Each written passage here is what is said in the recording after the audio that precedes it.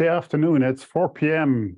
in Central Europe summertime, and it's time for our Space Café 33 Minutes with Dr. Gilles Rabin about the Franco-German space.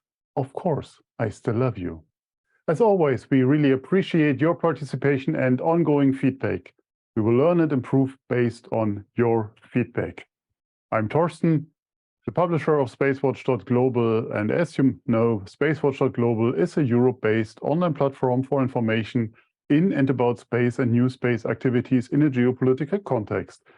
I would like to thank all of our private and corporate supporters that in 2023 showed their continuous commitment to keep our independent journalism alive.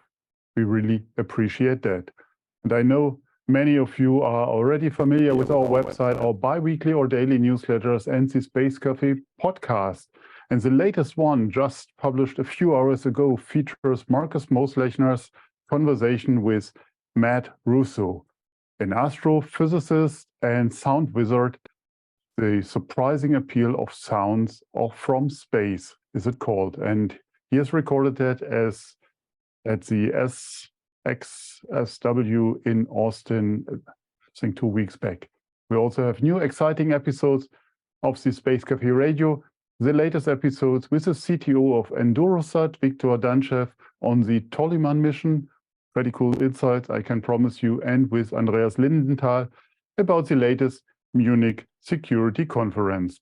And our fan shop is always open for you because it's on our website and just a click away from your support to us and to become an active space watcher. And if you've missed any of our previous web talk, we have an archive available on our webpage in the events section, and you can also find us on YouTube. So, my guest today is one of the very active people in the political space level, or on the political level when it comes to space. Someone I really admire for his open and for his very honest words. I'm really honored to welcome him as a guest for our Space Café today. So welcome, Dr. Gilles Rabin. Thank you.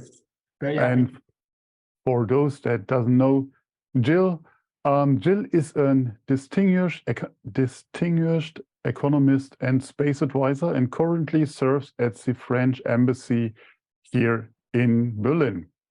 With an impressive career spanning over 2 decades, and we make you very young now, so he has held key positions in urban planning and economic development and innovation. And his journey began at Bipe Conseil, followed by leadership roles in various urban communities, including Nancy, Essone, Greater Lyon, and Nice Metropolis. Gilles' expertise has been pivotal in advising ministers on decentralization, SMEs, startups, and research, and his tenure as Director of Innovation, Application, and Science at CNES has further solidified his standing in the space sector. And once more, welcome, Gilles, to our show. Let's kick that off. As we commemorate the 60th anniversary of the Élysée Treaty this year, you've recently hosted meetings with the space sector representatives in the French embassy in Berlin and the German embassy in Paris. How significant is the Élysée Treaty to you personally? Personally, it's a symbol of the capacity to be bold, to have a great ambition. At the time being, we are focused on problems. We have a lot of problems regarding, for example, heavy launcher, Ariane 6, blah, blah, blah, blah. We have a lot of problems. But we need to have this capacity to think about the common future. 60 years after the treaty, Élysée Treaty, we have to be back and think what people imagined 60 years ago to be France after two world wars, after millions of dead, after millions of problems, after millions of misunderstanding.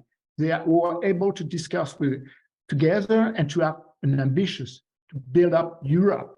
We have to have the same ambitions. We have to be so ambitious as these people, and we have to say enough with the problem, enough with the focusing of problem. We have to be back. We have to stay. To understand what is at stake. At stake is Europe, not only Germany and France. At stake is Europe, and we have to develop Europe. Yeah, and we will talk about ambitions later in our conversation, I'm quite sure. But let's talk about the basics. In terms of cultural similarities, would you say that Germans are essential French individuals who happen to speak German? Yeah, that's what the French ambassador said in a recent book. Yeah, I think Germans are pragmatic and love consensus.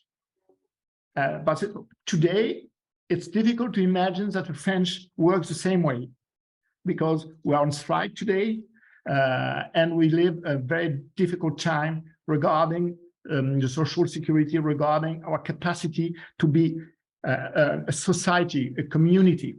That's the prime word. Then imagine we are not living, we are not loving pragmatism. We're not pragmatic. We are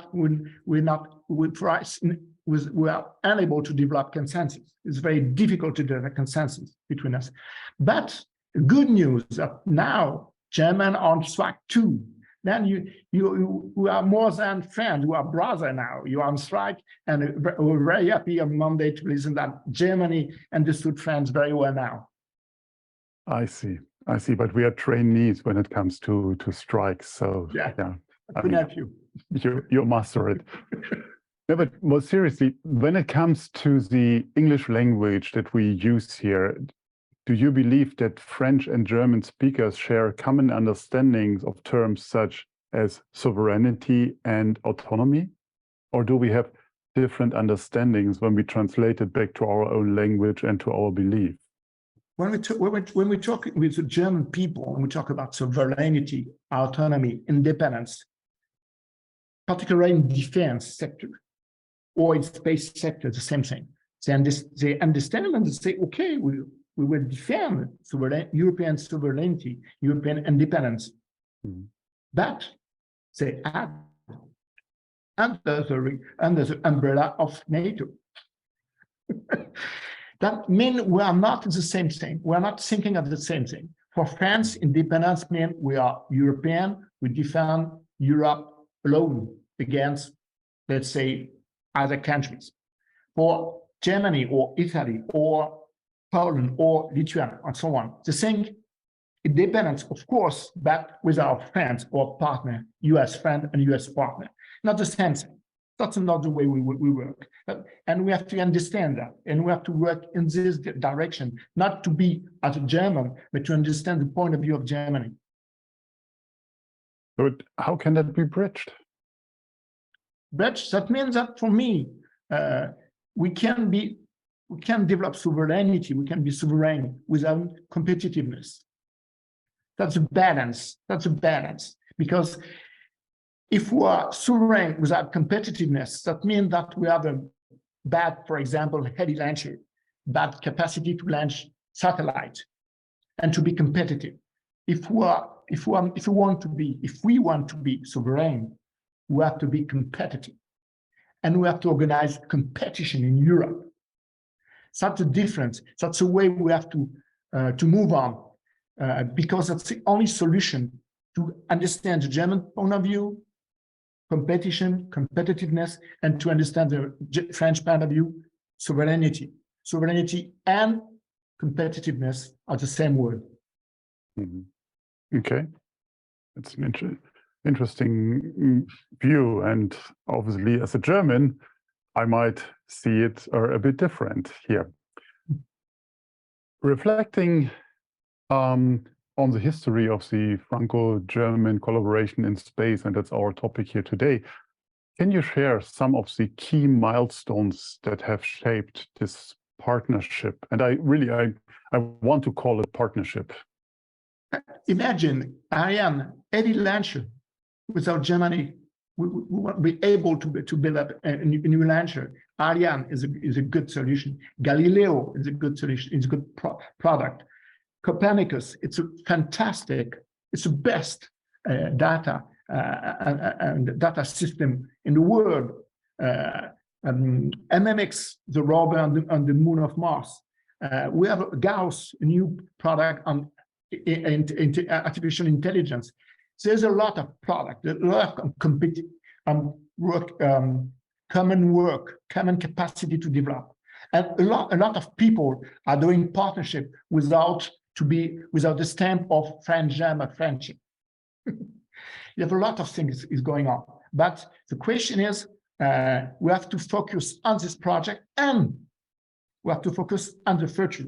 What can be the big ambitious for Europe, for French and German in the future? That's why now, of course, we are make the proof of concept. We can work together. We are make the proof of concept. We are friends. But now, as friends, we can be watching at home, watching a TV and watching a soccer game, and say, okay, we're friends. We're drinking beer. It's fantastic. Or we can be together and say, okay, we're friends. What we have to do now? What we have to do? What we have to develop to have a competitive Europe regarding space industry? That's now. Now we have to move on, not to say, okay, we are friends. Friendship is not an alibi. It's an obligation to do. I see. What I also reflect is that many of the projects you just mentioned, Galileo, Ariane, and so on and so forth, are partially European projects when it comes to Galileo, when it comes to Copernicus and so on, where Germany and France are usually the biggest contributors to this program, but they're still in a European context. So you are not differentiating between a German-French cooperation and a European one. It's part for you. Is it correctly rephrased? I think when we discuss with people from DLA, I'm saying some people are listening. ESA is the biggest space agency for Germany regarding the funding, bigger than DLA. Mm-hmm. Then for Germany, ESA is a space organization, is a space agency, and all the cooperation, European international cooperation, are going through ESA. That's why we're working with ESA when we're working with German industry and with German space industry. We have to understand that at the beginning for the French people, it's very easy. We want to work with Germany, work with DLR. But DLR say, yes, but you have to work with ESA too. And for us, it's very difficult to understand because for CNES, we are working with Russia, we are working with China, was working with Israel, was working with United Arab Emirates, not through ESA alone. And for DLR, it's not the same way to develop partnership. That's why it's quite different. And we have to understand that, because if we think CNES is a model, it's not true. It's not the model. That's interesting. I wasn't aware of that because we do have obviously a German contribution also to DLR, and we have a national program whereby the national program in France is X-fold bigger than the local German one, but on the ESA level we are more or less on par. Yeah, so I mean a few million are back and forth, but it's an interesting observation that the partnership has to go to through ESA. Yeah. In the present day, how would you describe this current state of the relationship German-France within the space sector? Do you have some concrete examples that are there and which are running good, which are running well, or that you're aware of that can be also on a corporate level, yeah, where we're just independent corporates working together? The problem is, I would say in one word, misunderstanding. That's a problem where, because for German people, they don't understand why we defend Ariane 6, this heavy launcher, and we have a lot of difficulties to develop this heavy launcher. I think we, as Europeans, we have a lot of difficulties. It's quite difficult, a lot of delay and so on. And the Germans say, okay, forget this problem. We want to develop micro launcher, and we have very good micro launcher and a very successful micro launcher. the news today about aerospace is fantastic. Not only for Germany, it's fantastic for Europe. It's fantastic for European competitiveness. But for the French people, micro launcher, wow. Why did Germans want to develop micro launcher? Is it to develop competition regarding Ariane 6? Is it the next Ariane 7 would be German? Wow, it's impossible. Then misunderstanding. We have to understand, as I said, that if we want to be sovereign, we have to be competitive. And if we want to be competitive, we have to pick the best. Either German, either French, either Spanish, either Italian. We need to pick the best companies. What we need is a competition in Europe to pick the best company and to be competitive, not on German level, not on French level, on world level. And if we are competitive on world level, we will be winner. And not France, not Germany, not Italy, Europe. That's the objective.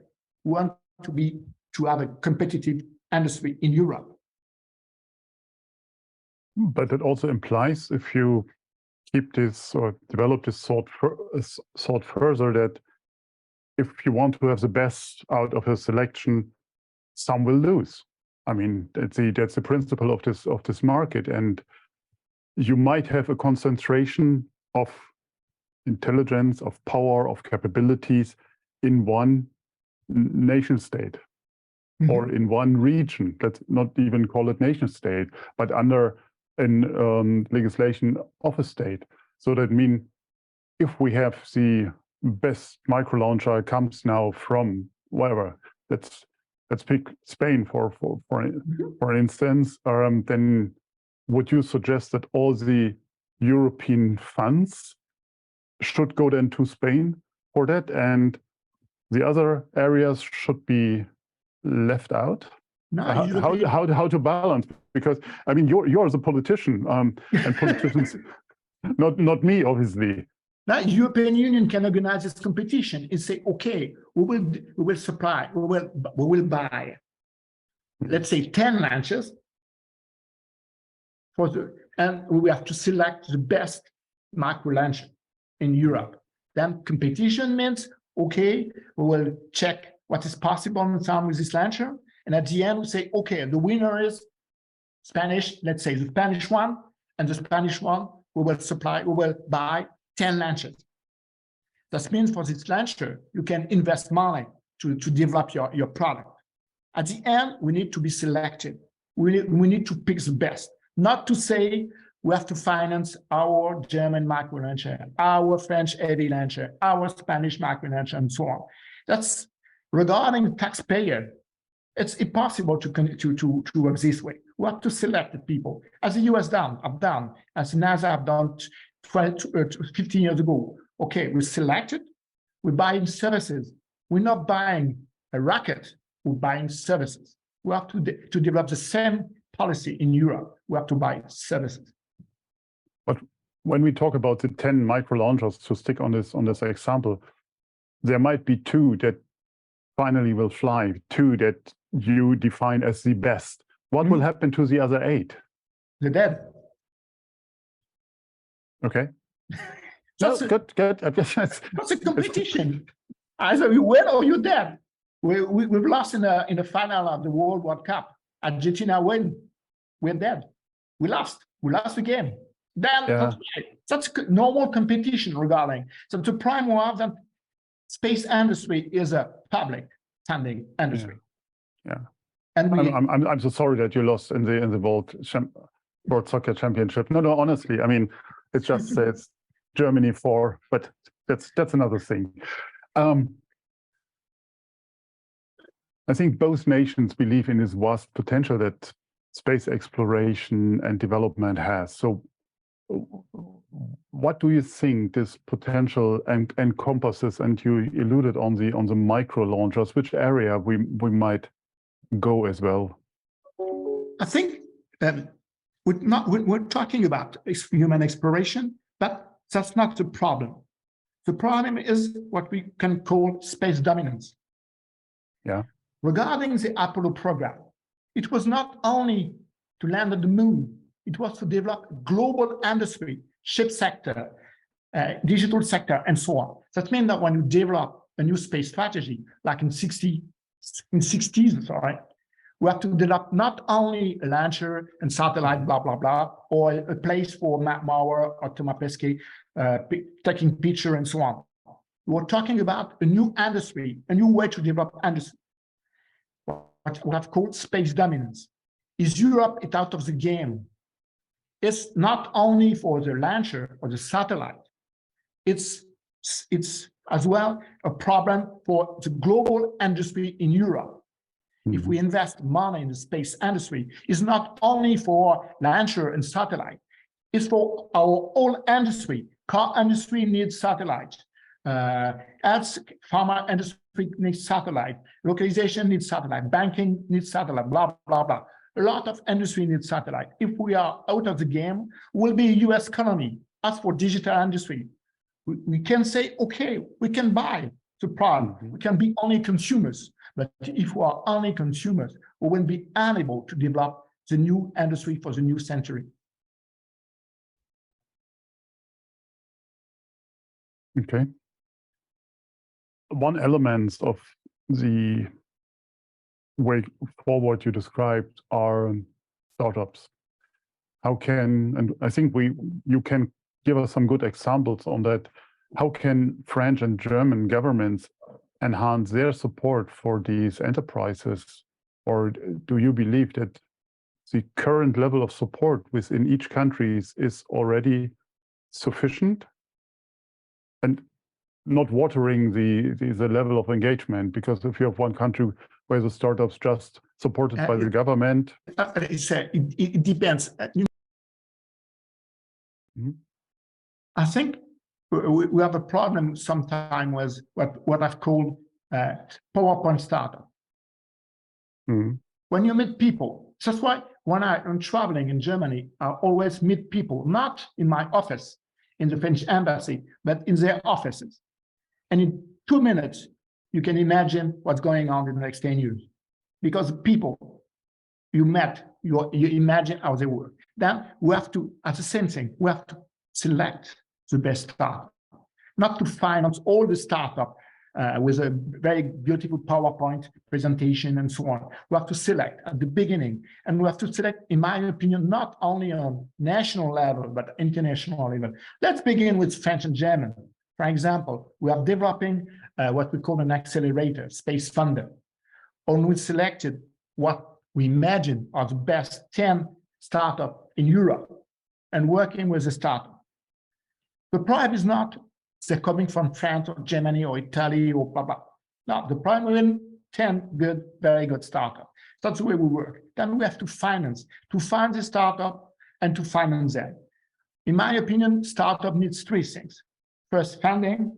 Second, technology. And third, contract. We need to develop these 3 points. Funding. At the beginning, we need public funding. That's the way. And deep tech is not a problem of space industry. It's a problem of deep tech. Regarding deep tech in the US, regarding the space budget for the United States, it's 72 billion euros this year. 72 billion euros. Then we need funding. Technology. We have the best, one of the best universities in the world. You have Technologische Universität in Munich. We have Politecnico Milano in Milano. You have Super in Toulouse. We have the best engineer in the world. Then technology. You can imagine a technology transfer of the world on the European level. But we need to work together, Politecnico Milano, TUM, and Super. Not only the French one for the French industry and so on. And third, we need contract. We have very good prime companies. Airbus Defence and Space, Leonardo, Thales, Ariane Space, Avio, Ariane Group, Huawei. We have a lot of very good, they have to invest money. They have to get contract to startup. If they develop startup, they will develop not competitors, they will develop the competitiveness of the global industry in Europe. That's why we have to develop this thing. If we are able to work this way, not thinking only nationally, my startup, my French startup, my German startup, but think we have to develop startup on European level and to be competitive on world level. We will do the job. If we're still thinking on national level, we'll forget something. Wow, that's a pretty straightforward way. Let me challenge you a bit on that. Yep. The metrics are for selecting the best you just described. I would agree for, but we live in a time where other factors count. Diversity in our gender, in capabilities, in regional or spread or distribution of funds to areas or regions which are not having the capacity. I mean, not every area can be acting like a Toulouse. I mean, when you go to northern Germany here, MacPom is not, Mecklenburg-Vorpommern is not the Toulouse area. Yeah, I mean, how to find rocket engineers over there. So, and one of the political wills in Europe is to help these other regions. Also, on again, we have also other factors that haven't been there 20, 30, 40 years ago. How do you deal with them? How do you encompass them and get them into the calculation you have done? Yeah. But the question is, do we want to be competitive? Or do we want to have medium low level of industry in Europe? Medium level of industry in Europe just means that in 10 years we will disappear. It's very simple.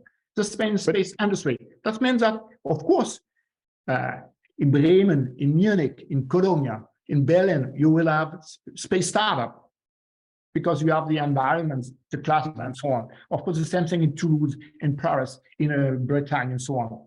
In Milano, in Torino, you have the capacity to develop this thing. But as a region, have their capacity to develop as a sector, and so on. The question is always the same thing. If we want to be competitive, that means if we want to survive, then we have to focus on the best. If you want to say, okay, not we will have developed a global industry for all the region, all the people, all the sector. Okay, we will develop a social industry. That's not the way we want to develop the new world. The new world is a world of competition. Perhaps it's sad. Perhaps it's not my point of view. Perhaps it's not my point of view regarding the development of the economy, as you say, I mean, distinguished economists. But the way we are working now is we have to be competitive or we will die. Dying means no more employment in German company, in French company, in Italian company, in Polish company, and so on. That's why we want to develop this strategy. We have to be bold. That's the only way to have a competitive industry and to develop our industry for the future. If you want to say, okay, we will develop an industry for the 20th century, okay, let's play the game. I think that's a level where we can learn a lot from our friends on the other side of the pond in the US. Sure, they have one country, but they still have their states, and their states also have an interest to bring the power to their states. And because what I see for me is following what you mentioned before, these 10 companies are the best 10 startups you selected for the space founders. That can happen that these are only French companies, regardless that they are from France. But if you leverage them on their capabilities, it can be that they're only Luxembourgish company, that they're only Polish companies. So, and then I don't want to be in the politician's seat that explain this region that goes second. It depends what you do. If you want to be a politician, you can imagine you have to say this thing to Mecklenburg-Vorpommern. If you want to be you want to develop in industrial policy, if you want to be competitive in Europe, if you have to be a good launcher in Europe, blah, blah, then you have no as a choice. That's the way you work. And that's me. It's not only, again, it's not only about space, about only less than 60,000 people in Europe. Space is only 60,000 people in Europe. It's not about these people. It's about the global industry. If we want to develop our industry in Europe, we need space industry. If you say bye-bye space industry, we will say bye-bye to the world industry in Europe. That's the way we work. That's sad, but that's the way. Then we have, in my opinion, we have no choice. Find the best company, develop the best competition, and develop the competitiveness of European companies. The next question, or I think you answered it already, that is the way forward, that Europe, France, Germany, how we can achieve independence from US launchers instead of just being a system contributor for subsystems or so whatever. In 2012, the US was stuck on the ground. Yeah. No launcher, no capacity to launch. And I've traveled with a director of NASA to Baikonur, because the American astronauts have to be launched in Baikonur. And it was terrible for the US people to go to Baikonur. Okay, 10 years ago, only 10 years ago. Okay, we have to be back. In 10 years, we have to be back. We have to develop the best micro launcher and the best heavy launcher. We have aerospace, we have RFA, we have IMPulse, we have Ariane. Please develop the best launcher.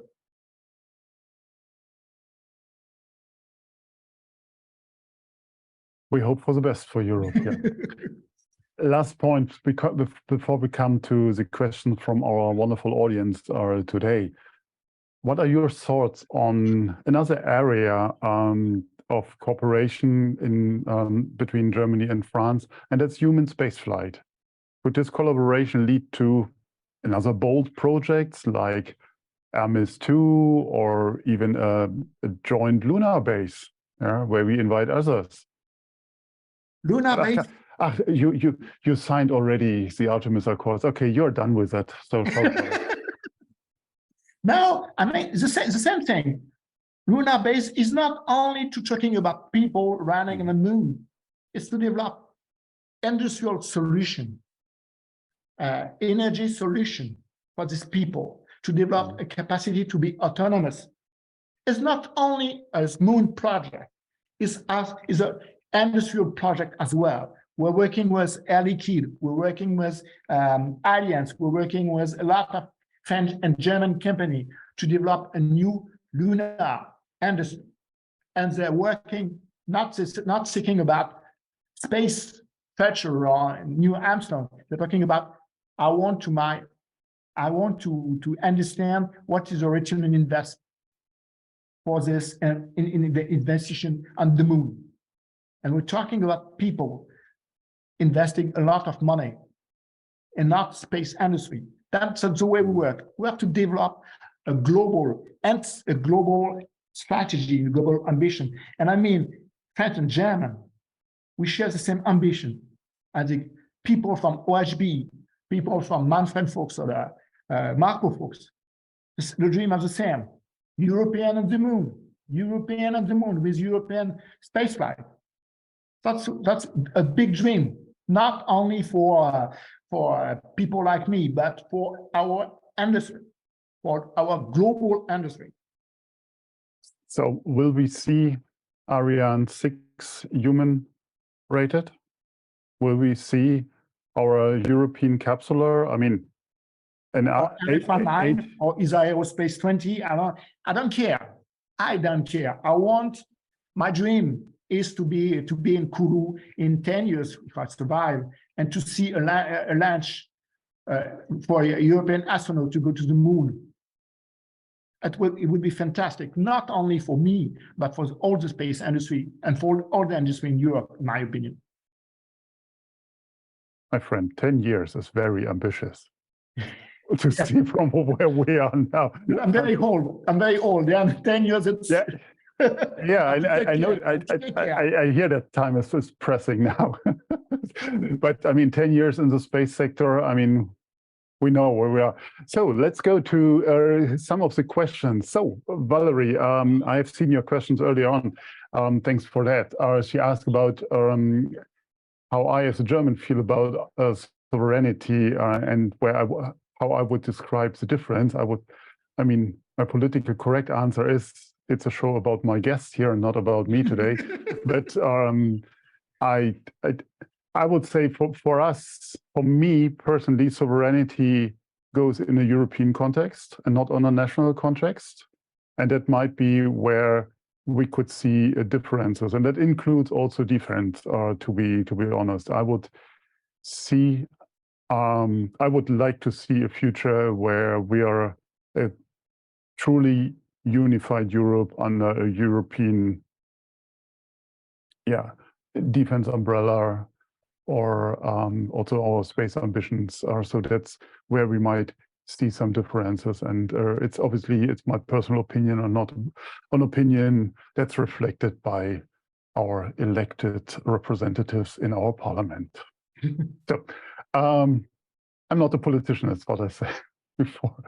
So Mark, thanks for your question. How can we reach an interoperable cooperation beyond the borders of different motivations and ways to see or speak of things on Earth and space? I'm not sure that I got that understand this question, but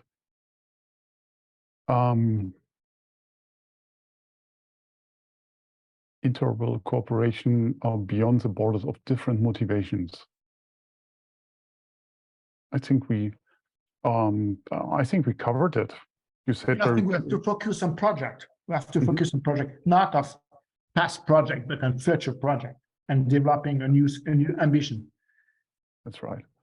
Okay, Valerie again. Which role can play Arianespace in the German-French relationships and more generally for the European sovereignty? I think that we covered quite well. Yeah. So we just make Ariane 6 fly on a regular base. Fly, return, repeat. No, not return in that case, but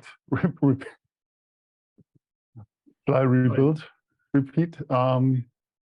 Nothing to add here. The Ukraine affected the French feel about the Russians. Okay, yeah. Nicola, fair point. I think we all suffered the same because also Germany and DLR put their bets on Russia. But question to you, Gilles. Has the Russian government's invasion of Ukraine affected how the French feel about the Russians?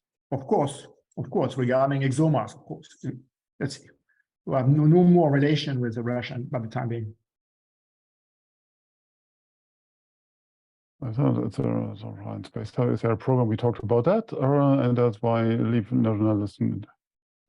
Why not leave nationalism and return to internationalism? I think we discussed that. Good. Okay, Fadi, last question here. What is the role of business experts vis-a-vis researchers in this journey? Interesting one. Business, and at the beginning, we've talked about scientists, because at the beginning of deep tech, we're talking with scientists at the beginning.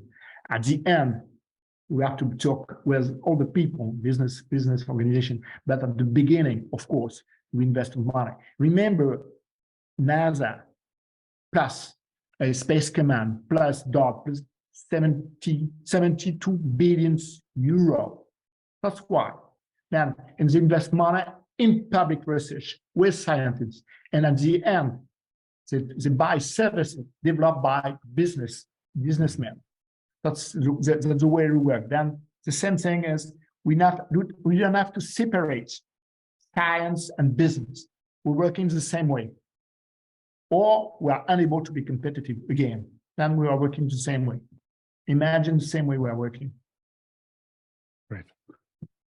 Thank you very much, Gilles, for your time. And I'm handing back here to, and I hope we will have more of this kind of conversation in the in the upcoming future. And next time I would like to visit you then in the embassy, and we might make it happen from there. That with pleasure. We skip the distance here, so the 20 kilometers outside outside Berlin. So, Elena, are you with us? Yes, I am. Thank you both for this sparkling conversation. Before we say goodbye, let me remind you of the upcoming events. So tomorrow, on the 29th of March at 4 p.m. Central European Summer Time, we're going to have our Space Café Black Ops by Dr. Emma Gatti and Dr. Namrata Goswami for the third episode of a mini-series dedicated to space geopolitics and strategy. So join us for this talk, which will be on the topic of the Chinese space strategy, so a very hot topic, as they always treat this kind of very interesting themes. On Thursday... It's tomorrow, China. So that's pretty cool. Yeah. So I mean, I can really encourage anyone to listen to that, because they're both of them going really to the deep things of it. So cool, China is on it. And if you missed last episode, it was on the US space strategy. So go and check that out on our YouTube channel. On Thursday, on the 30th at 4 p.m., we're going to have our Space Café Israel by Meidat Pariente for a very exciting conversation with Ari Halspund. And on the 30th of March, again, later that day at 8 p.m., we're going to join the 60-second Space Bar by Astro Agency.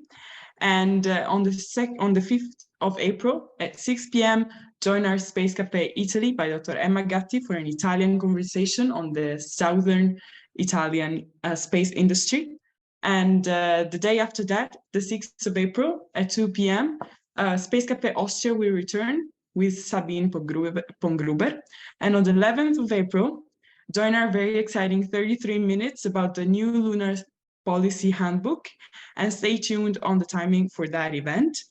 Torsten, do you want to add anything on this?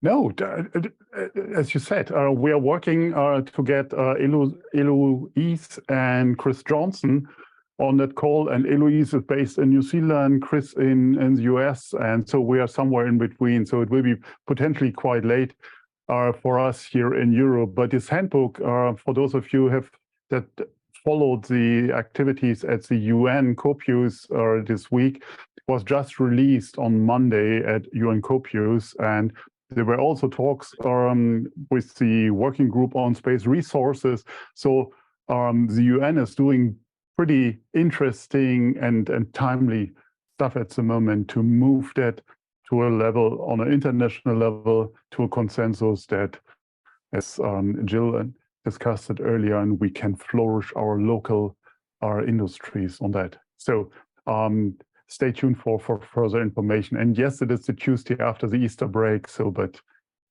I hope we will see you. And as you can see, always on the pulse of the latest developments of the space industry here at SpaceWatch.Global.